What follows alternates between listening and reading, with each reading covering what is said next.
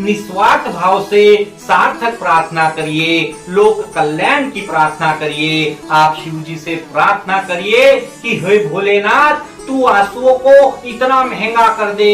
हे भोलेनाथ, तू आंसुओं को इतना महंगा कर दे कि किसी की आंख में ना आ सके। और भोलेनाथ, तू हंसी को इतनी सस्ती कर दे कि हर होठ पर अपना आसन जमा सके, हर होठ पर अपना आसन जमा सके।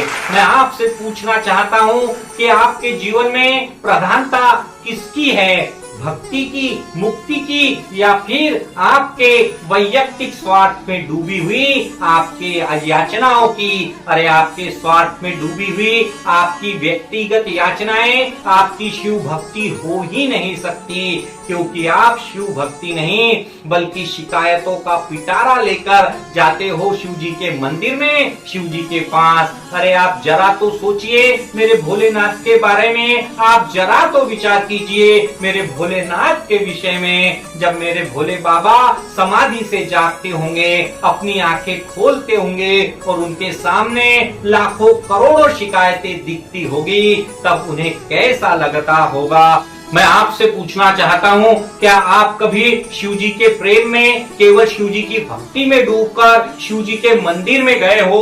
क्या आपने कभी शिव जी के द्वारा प्राप्त इस स्वस्थ शरीर और चैतन्य मन की प्राप्ति हेतु शिव जी का धन्यवाद देने के लिए, शिव जी का आभार व्यक्त करने के लिए शिव जी का अभिषेक किया है, शिव जी को बेलपत्र चढ़ाया है? अरे परिस्थिति तो ऐसी होनी चाहिए कि आप निस्वार्थ भाव से शिव जी को पंचामृत चढ़ाए, चंदन लगाए, शिव जी का श्रृंगार करे और तब प्रसन्न होकर शिव जी आपसे कहे कि बेटा, मैं तेरी सेवा से, तेरी भक्ति से बहुत प्रसन्न हूँ, बोल तुझे क्या वरदान चाहिए? तब आप कहे कि बाबा, मुझे कोई वरदान नहीं चाहिए, मैं तो निस्वार्थ भाव से आपकी सेवा कर रहा हूँ, इसमें मेरा कोई स्वार्थ नहीं है। बाबा, मैं तो आप केवल प्रसन्न रहो, स्वस्थ रहो, मस्त रहो, आनंदित रहो, इसलिए आपका श्रृंगार कर रहा हूँ, इसलिए आपका अभिषेक कर रहा हूँ, इसलिए आपको जल चढ़ा रहा हूँ, बेलपत्र चढ़ा रहा हूँ। ये सुनकर शिव जी कहेंगे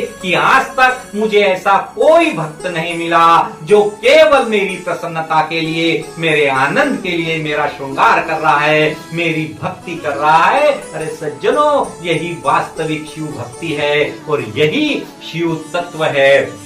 शिव महापुराण के अनुसार देखिए, शिव महापुराण में स्पष्ट लिखा है, शिव का अर्थ ही कल्याण है, शिव स्वयं कल्याण है। और जब शिव साक्षात स्वयं कल्याण है तो शिव जी से हमें अन्य कुछ मांगने की आवश्यकता ही नहीं, तरह तरह के टोने टोटके करने की जरूरत ही नहीं, क्योंकि आप शिव जी से कितना भी क्यों न मांग ले, वो कभी पूरा नहीं होगा। देखिए, बहुत बड़ी बात कह रहा हूँ कि आप शिव जी से कितना भी क्यों न मान ले, वो कभी पूरा नहीं होगा।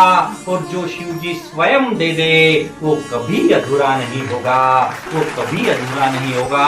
आप मांगोगे तो ज्यादा से ज्यादा भस्मासुर की तरह मांगोगे, हिरण्यकश्यपु की तरह मांगोगे, न दिन में, न रात में, न अंदर, न बाहर, न ऊपर, न नीचे, न मनुष्य से, न राक्षस से, न अस्त्र से, न शस्त्र से, लेकिन फिर भी मार दिए जाओगे। आपकी बुद्धि कितनी भी बड़ी क्यों न हो जाए, लेकिन शिव से बड़ी हो नहीं सकती। इसलिए शिव जी अपने प्यारे भक्तों से कहते हैं, अरे तू करता वही है जो तू चाहता है, पर होता वही है जो मैं चाहता हूँ, इसलिए तू कर वही जो मैं चाहता हूँ, फिर होगा वही जो तू चाहता है, फिर होगा वही जो तू चाहता है। इसलिए आप शिव जी के दिखलाए मार्ग पर चलिए, जिससे शिव महापुराण श्रवण का अर्थ सार्थक होगा।